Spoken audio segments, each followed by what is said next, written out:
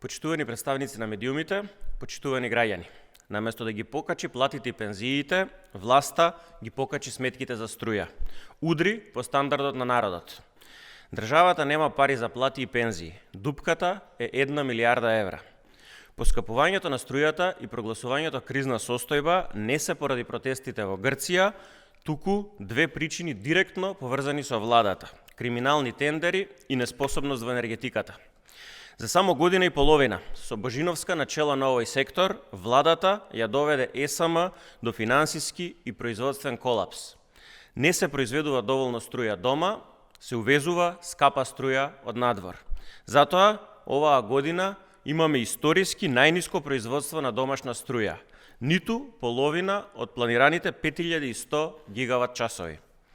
Наместо да се произведува дома, која што државата ќе чини 80 до 90 евра мегават час, владата купува струја за 140 евра мегават часови. Колку ги чини тоа граѓаните? 77 милиони евра загуба за само првите два квартали од 2025 година. А проекцијата е дека ќе достигнат над 100 милиони евра загуба до крајот на оваа година. Сега, јасно ли е зошто струјата поскапува? Зошто се прогласува кризна состојба? За да се покријат криминалните тендери и неспособноста. Зошто фали 1 милиарда евра во буџетот? Исто така, за тендери, како што се 161 тендер за една фирма или 9 милиони евра за друга фирма со двајца вработени, кои што ги објавивме. Клучното прашање е: кој профитира од скапиот увоз на струја?